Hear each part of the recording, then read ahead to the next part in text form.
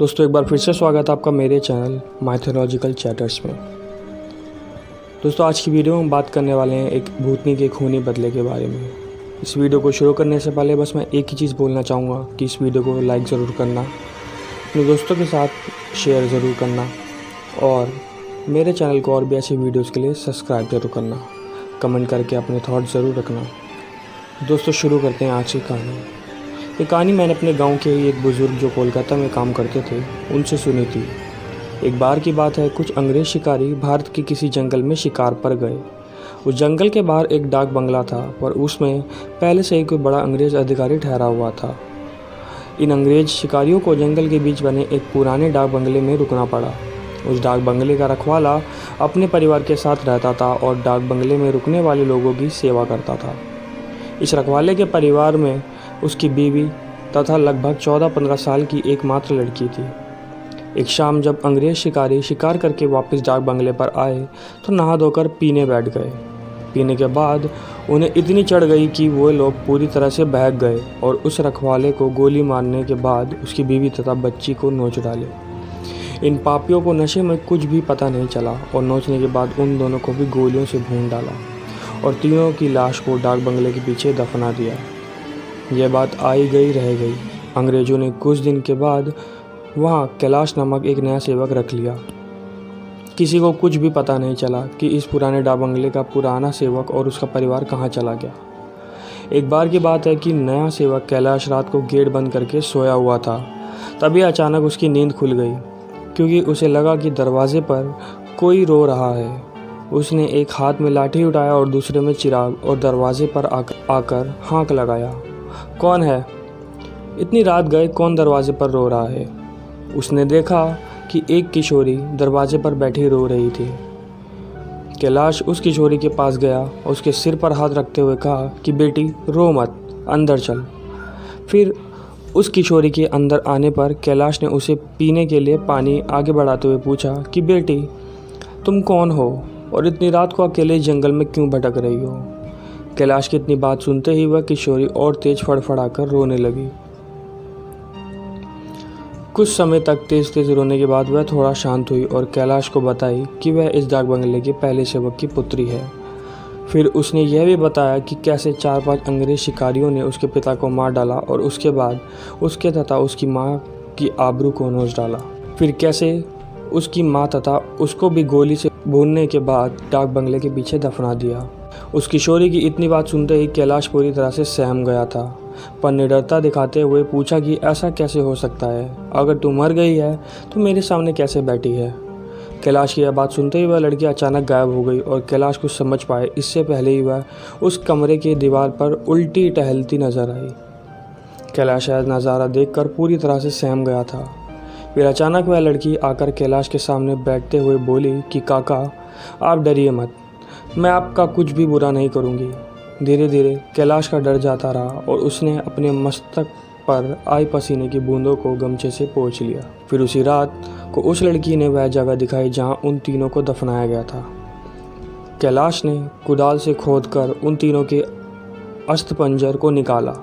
फिर कैलाश ने उस किशोरी से वादा किया कि वह उन अंग्रेज शिकारियों के खिलाफ कोर्ट जाएगा और किशोरी को इंसाफ दिलवाकर रहेगा।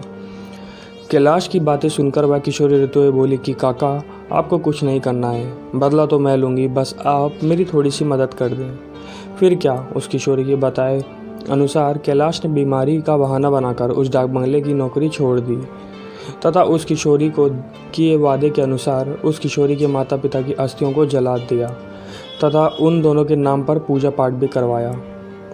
उन दोनों की मुक्ति हो गई, पर लड़की की कहे अनुसार कैलाश ने लड़की के अस्थिपंजर को जलाया और ना ही उसके क्रियाक्रम के लिए कोई अनुष्ठान पूजा ही किया, क्योंकि किशोरी ने कहा था कि अगर उसके लिए भी पूजा पाठ हो गई तो वह इस योनि से मुक्त हो जाएगी और फिर उन दरिंदों से बदला नहीं ले पाएगी।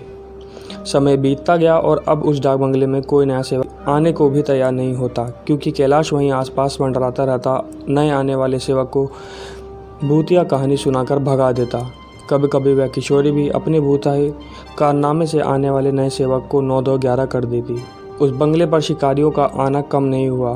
वे आते और खुद ही अपनी व्यवस्था करते। पर जो अब आता वह वापस नहीं जाता, क्योंकि उस डाक बंगले में ठहरने वाला हर अंग्रेज़ी शिकारी उस लड़की का शिकार हो जाता। कभी कभी तो ऐसा होता कि वह लड़की किसी अंग्रेज़ शिकारी को अपने लटके झटकों में फंसाकर उस डाक बंगले में लाती और रात को अपने असली रूप में आ जाती और डराकर उस अंग्रेज़ को मार डालती और उसका खून पी जाती। ये क्रम चलता रहा और उस डाक बंगले में मरने वाले अंग्रेज़ शिकारियों की मौत रहस्य ही बन रही है। अंग्रेज़ अधिकारियों की लाख कोशिश के बावजूद ना हथियार पकड़ में आता और न ही मरने वाले अंग्रेज़ शिकारियों अधिकारियों की मौत का कारण पता चलता।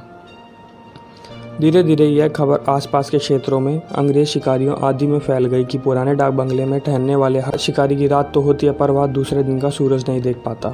2-3 और वर्ष बीते और अब वह डाक बंगला खंडर हो गया, क्योंकि अब किसी में भी हिम्मत नहीं थी कि वह ठहरे। आखिर किसको अपनी जान की परवाह नहीं होती। पर वह किशोरी भूतनी जो अब युवती बन गई थी, उसी डाक बंगले में रहकर अपने हथियारों का इंतज़ार करती। दिन में उधर आने जाने वाले लोगों को उसका एहसास होता था, क्योंकि वह बार बार रोती रहती पर किसी को दिखाई नहीं देती। एक बार की बात है कि वहाँ युवा भूतनी उस जंगल में रह रहे एक युवा भूत तथा युवा भूतनी के संपर्क में आई। ये दोनों आदिवासी थे और जंगल में लकड़ी काटते समय किसी अंग्रेज़ शिकारी के शिकार बन गए थे। युवा भूतनी उन दोनों को लेकर शहर की ओर निकल गई। युवा भूतनी उन दोनों भूत भूतनी के साथ शहर में घूम घूम कर अपने हथियारों की तलाश करती रही।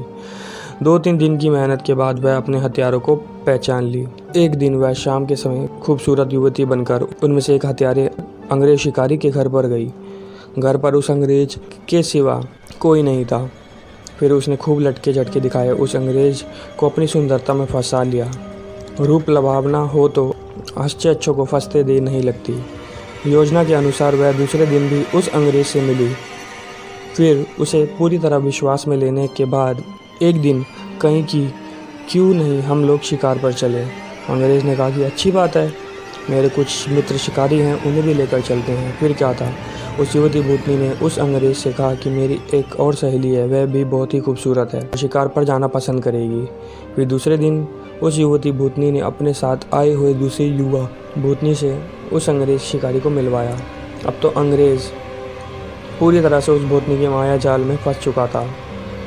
एक दिन सुबह सुबह वह अपने उन्हीं पुराने दोस्तों के साथ जंगल की ओर निकल पड़ा। दिन भर शिकार करते रहे और खूब मौज मस्ती भी।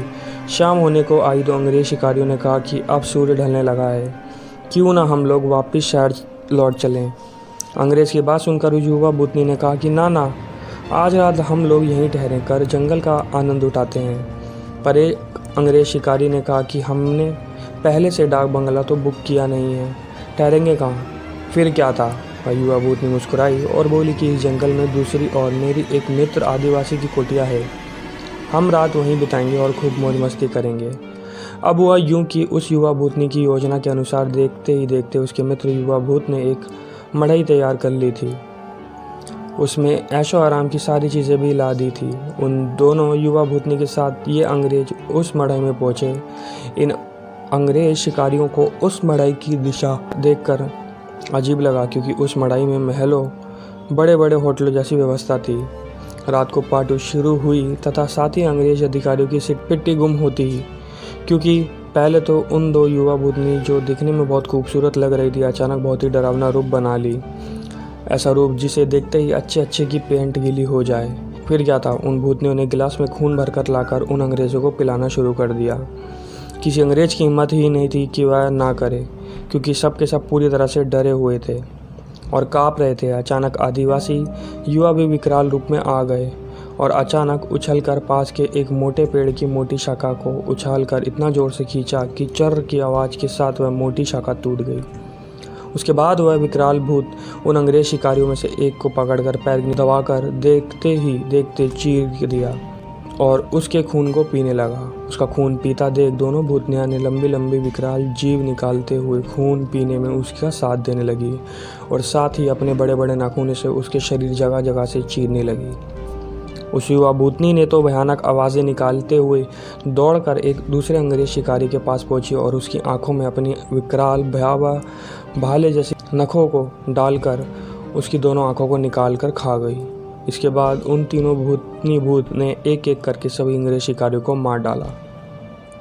दूसरे दिन उन अंग्रेज़ों की खोज में गए अंग्रेज़ अधिकारी को उन्हें एक ऐसी विभत्स लाशें मिली जो दिखने में बहुत ही भयावह लग रही थी।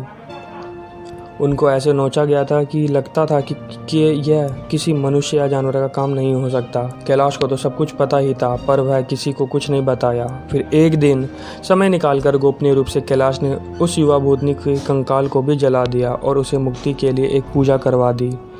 यह एक काल्पनिक कहानी है, पर हकीकत भी हो सकती है उन लोगों के लिए जो अपनी शक्ति संबंधों का नाजायज़ फ़ायदा उठाते हुए गलत कार्यों को अंजाम देते हैं और उन्हें लगता है कि कोई उनका बाल बाका भी नहीं कर सकता। हमेशा वैसा ही कार्य करें जैसा आप दूसरों से अपने तथा अपनों के प्रति चाहते हैं। दोस्तों, ये वीडियो कैसी लगी मेरे को कमेंट सेक्शन में ज़रूर बताना और इस वीडियो को लाइक ज़रूर करना, अपने दोस्तों के साथ शेयर ज़रूर करना और मेरे चैनल को सब्सक्राइब करना मत भूलिएगा। मिलते हैं ऐसी अगली वीडियो में। जय बजरंगबली।